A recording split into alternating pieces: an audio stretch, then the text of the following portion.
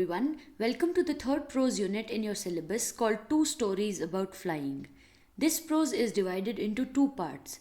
We are going to do the first part called His First Flight by Liam O'Flaherty. In this video, I will first introduce the author and the story to you. In the next part, I'll read and explain the text line by line along with the difficult words and their meanings. In the third part, we will analyze the major themes in the text. So let's jump straight into the introduction. Liam O'Flaherty was born on 28 August 1896. He died on 7 September 1984. Flaherty was an Irish novelist and short story writer born in Inishmore, Ireland. His specialty was his keen eye for a common man's perspective of the world and his true representation of their experiences. Flaherty served as a soldier in the Irish Army and later became a renowned politician. He joined the Communist Party in the later years of his life. Let me brief you about the story now. The story revolves around a seagull that is unable to start flying. This is because it is too afraid to take the dive. The seagull is under extreme pressure from his parents and siblings who are all good at flying and are skimming over the sea. So basically he feels like he is least capable of flying. The story is a lesson about overcoming one's fears and taking the first scary step. Now that I've introduced the story, let's start reading it. The young seagull was alone on his ledge. His two brothers and sister had already flown away the day before. He had been afraid to fly with them. So a young seagull, a white-colored bird, was sitting alone on his ledge. Ledge means an extended portion of a rock. His siblings, his two brothers and his sister had already flown away the day before. But he was too scared to fly with them, therefore he was sitting alone on the ledge. Somehow when he had taken a little run forward to the brink of the ledge and attempted to flap his wings, he became afraid. So the seagull had tried to fly. He ran towards the end of the brink of the ledge and also tried to flap his wings. Flap means to move up and down with the sound, but he was too afraid to fly. The great expanse of sea stretched down beneath, and it was such a long way down, miles down. He felt certain that his wings would never support him. So he bent his head and ran away back to the little hole under the ledge where he slept at night. So the young seagull is looking down at the vast spread sea beneath. Beneath means under him. From where he was sitting, he could see miles down. This made him even more afraid. He became almost sure that his wings would not support him even if he tried to fly. So he chickened out and he went back to his little hole under the ledge where he used to sleep. He gets afraid and runs away. Even when each of his brothers and sister, whose wings were far shorter than his own, ran to the brink, flapped their wings and flew away, he failed to muster up courage to take the plunge which appeared to him so desperate. The seagull was desperate. Desperate means in dire need of taking the plunge. Plunge means jump or dive, especially because his siblings, with even shorter wings, could flap their wings and fly, whereas he failed to muster. Muster means gather the courage to take the dive, to jump in. So the seagull could not gather the courage to fly, to take the plunge, like his siblings, which made him even more desperate and frustrated. His father and mother had come around calling to him shrilly, upbraiding him, threatening to let him starve on his ledge unless he flew away. But for the life of him he could not move. So his parents shouted at him in high-pitched, shrill sounds, upbraided means blamed, scolded him, even threatened him, gave him a warning that they would not give him any food. They would leave him hungry if he doesn't learn to fly and catch his own food. But despite of all the scolding, bashing and warnings, the seagull couldn't fly at all. That was 24 hours ago. Since then, nobody had come near him. The day before, all day long, he had watched his parents flying about with his brother and sister, perfecting them in the art of flight, teaching them how to skim the waves and how to dive for fish. So it has been 24 hours, one full day. The little seagull is still unable to fly and he's very, very hungry. He keeps looking at his family who are learning to fly. His parents are teaching his siblings how to skim. Look at this picture. Skim means to stay on the surface of the sea and how to take a dive to catch a fish. So his parents are teaching his siblings to skim and to dive. He just keeps on looking at them but is unable to fly on his own because he is too scared to fly. He had, in fact, seen his older brother catch his first herring and devour it, standing on a rock while his parents circled around, raising a proud cackle. So, this hungry seagull had just seen his older brother catch his first fish and devour it. Devour means eat greedily, hungrily. His parents were very happy with him and they raised a crackle, a loud sound to praise him for his first catch. And all the morning, the whole family had walked about on the big plateau midway down the opposite cliff, taunting him with his cowardice. So, while his brother was successfully catching fish and learning to fly, his family started taunting him for being a coward. Cowardice means lack of courage. The sun was now ascending the sky, blazing on his ledge that faced the south. He felt the heat because he had not eaten since the previous nightfall. He stepped slowly out to the brink of the ledge and standing on one leg with the other leg hidden under his wing, he closed one eye, then the other, and pretended to be falling asleep. Still, they took no notice of him. So the sun was ascending. Ascending means going up in the sky. It was afternoon and it was blazing. Blazing means very hot. The seagull was very hungry since the last night because he had not eaten at all. He pretended to close his eyes, but none of his family members paid any attention to him. They were all ignoring him, like he did not just exist. He saw his two brothers and his sister lying on the plateau, dozing with their heads sunk into their necks. His father was preening his feathers on his white back. Only his mother was looking at him. She was standing on a little high hump on the plateau, her white breast thrust forward. So, while the seagull was pretending to sleep, his siblings were dozing. Dozing means sleeping or napping on the plateau. His father was busy in preening, which means he was busy in grooming or setting up his feathers. Only his mother was looking at him with her chest thrust forward. Thrust means pushed forward. So everybody was basically ignoring the poor hungry seagull. Nobody was looking at him at all. Now and again she tore at a piece of fish that lay at her feet and then scraped each side of her beak on the rock. The sight of the food maddened him. How he loved to tear food that way, scraping his beak now and again to wet it. So the seagull's mother had a fish lying at her feet. With her breast thrust or pushed forward, she was slowly tearing the fish apart. Since the seagull was very hungry, he was going mad to see the food his mother had. He wanted to take it away and scrap his beak on the rocks just like his mother to wet it. Wet means to make it sharper. He wanted to make his beak sharper and to tear the flesh of the fish apart. The seagull is getting frustrated looking at the food which he cannot get because he is afraid to fly and catch his own fish. Ka ka ka, he cried, begging her to bring him some food. Koko la, she screamed back derisively. But he kept calling plaintively, and after a minute or so, he uttered a joyful scream.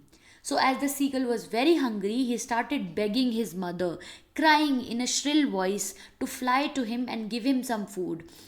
Because she's sitting on a different cliff. He cannot fly to her because he's very afraid of flying.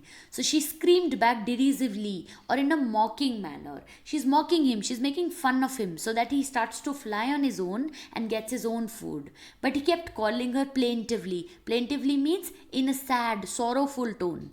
After a minute of begging, he suddenly became very happy. And why was he happy? Because his mother had picked up a piece of flesh and was flying across to him with it. He leaned out eagerly, tapping the rock with his feet, trying to get nearer to her as she flew across. So he became happy because his mother finally started to fly towards him with a piece of fish. He eagerly tapped the rock with his feet and tried to get nearer to her because he's very hungry, but he doesn't want to fly. So he just goes towards the end of the cliff to get closer to his mother, but he doesn't actually fly. But when she was just opposite to him, she halted, her wings motionless, the piece of fish in her beak almost within reach of his beak. He waited a moment in surprise, wondering why she did not come nearer, and then, maddened by hunger, he dived at the fish. So, as his mother flew towards him with the fish, she halted. Halted means stopped midway. Her wings were motionless, they were not moving. The piece of fish was very close to the seagull, but she was not coming towards him. He waited for her, but she did not come. So he got so mad, so frustrated that he took a dive. He jumped towards the fish. So the seagull was so hungry that he took a dive to grab the fish that his mother had. And what happened then? With a loud scream, he fell outwards and downwards into space. He started to fall downwards. He wasn't flying, he was just falling off the cliff. He started to fall and he was very afraid. Then a monstrous terror seized him and his heart stood still. He could hear nothing, but it only lasted a minute. The next moment, he felt his wings spread outwards. The wind rushed against his breast feathers, then under his stomach and against his wings. He could feel the tips of his wings cutting through the air. So as he was falling downwards, a monstrous means scary. Terror means fear. Seized him. Seized him means to grab or to capture him. So he was captured by a scary terror, fear. So he was very scared, terrorized. His heart stopped for a moment. It became still, it became motionless. But the next minute, he started to enjoy his flight. He extended his wings and felt the wind rushed under him. He could feel his wings cutting through the air. So the seagull finally started to fly and started to enjoy his flight even. He was not falling headlong now. He was soaring gradually downwards and outwards. He was no longer afraid. He just felt a little bit dizzy. Then he flapped his wings once and soared upwards.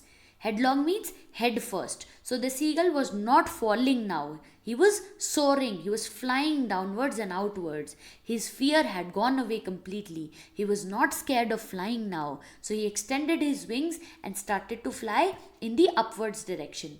Ga ga ga, gokola. His mother swooped past him, her wings making a loud noise. He answered her with another scream. Then his father flew over him screaming. He saw his two brothers and sister flying around him, curveting and banking and soaring and diving. So as the seagull started to fly finally, his family members also joined him. His mother made a sweeping motion, making a loud noise. He also screamed and answered back to her. His father also joined them screaming. His siblings also started to show him different tricks of flying, like curveting, banking, soaring, diving. Everyone started to fly and celebrate the seagull's first ever flight. Then he completely forgot that he had not always been able to fly and commended himself to dive and soar and curve, shrieking shrilly. The seagull had completely forgot his fear and he started to dive and curve, all the while producing a shrill sound. He was very happy that he could finally fly. He was near the sea now, flying straight over it, facing straight out over the ocean. He saw a vast green sea beneath him, with little ridges moving over it, and turned his beak sideways and cawed amusedly. So the seagull was near the sea now, and he was flying over it, escaping the ridges, the little protrudings, right, while producing cawing sounds in excitement. His parents and his brother and sister had landing on its green flooring ahead of him. They were beckoning to him, calling shrilly. He dropped his legs and stand on the green sea. So now that he had learned to fly, the next thing to learn was to skim over the surface of the sea. All his family members had already landed on the surface of the sea. They were beckoning. Beckoning means they were calling out to him. Finally, he tried to land on the green colored sea water. See how his siblings are calling out to him to land on the sea water. His legs sank into it. He screamed with fright and attempted to rise again, flapping his wings. But he was tired and weak with hunger and he could not rise, exhausted by the strange exercise. So as soon as he tried to land on the water, his legs started to sink in. He started to go inside the water. He started to scream with fear and tried to rise up by flapping his wings. But since he was feeling very weak because he was hungry, he could not come up. He was feeling exhausted or tired. His feet sank into the green sea and then his belly touched it and he sank no farther. He was floating on it, and around him his family was screaming, praising him, and their beaks were offering him scraps of dogfish. He had made his first flight. So finally, he had let his feet sink and his stomach touched the water. He stopped sinking and he started to float on water. All his family members then started to scream and praise him. They offered him pieces of fish to eat. So that's how finally he made his first flight. So now that we've read the story, let's move on to its analysis.